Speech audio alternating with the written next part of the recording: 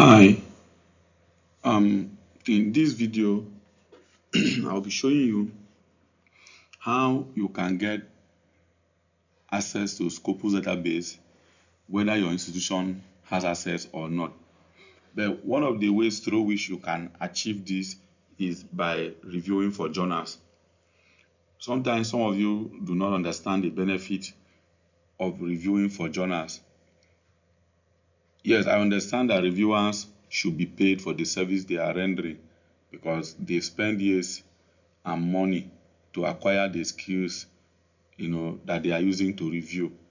But since we find ourselves in a system where the publisher takes everything and reviewers are made to do free service without any form of remuneration or stipend, one of the benefits you can get for reviewing for journals, particularly those owned by Elsevier, is they give you some complimentary access, usually 30 days complimentary access to Scopus database and other databases connected to the Elsevier system. So I'm going to show you how you can, view your review activities. I've reviewed for their journals lately, and I want to check what I have, and how that can give me access to Scopus database. We will come back here later, but for now, let us check here. So as I log in, I log in with my Gmail. As I log in with my Gmail, it takes me to the reviewer hub.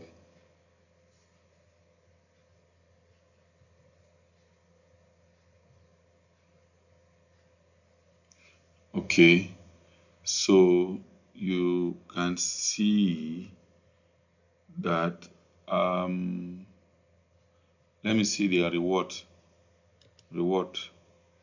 All right, so now I currently have 18 days of free access remaining to access this for this. Then this paper that I reviewed has granted me 30 days of access.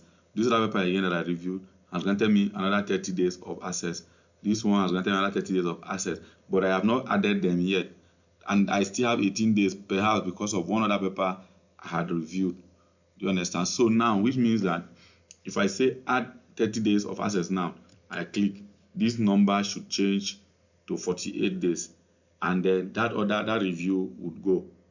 Then this one now, if I add another 30 days of access, but I don't want to add it there, even though I don't add it, it will still expire in 160 days. So let's just add it again. So you can see that I now have 78 days. That's about 2 months to access Scopus database and other things for free, just because I had performed review for Elsevier journals. And of course, there are some certificates here to show for it that I have reviewed for them. Like if you click on this now, you should be able to see the certificate. Have you seen? So this is a certificate to show that I've reviewed for Elsevier journal and all of that. The same thing with all of this. These are all certificates to show that I've reviewed for these journals.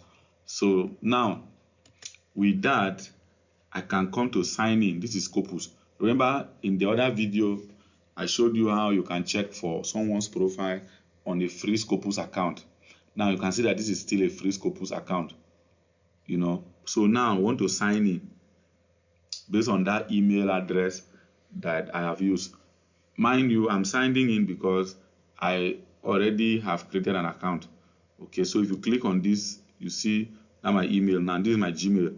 It is not my institutional email. I can still achieve the same result with my institutional email since my university has partnership with Scopus and has subscribed to Scopus. But for now, I'm not using that account. I'm using my personal account. Okay, so you can see that immediately as I log in, the preview has gone out.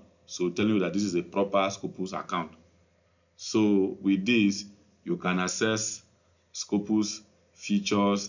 You can see that here organizations are now showing. You can search, do researcher discovery, document search and all of that. But if we log out, you won't find these features anymore.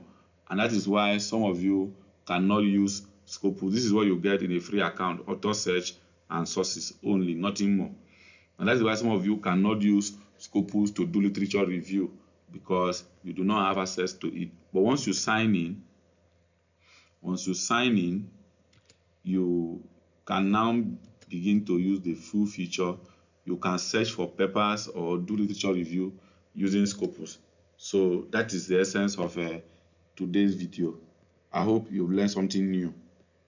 Thank you.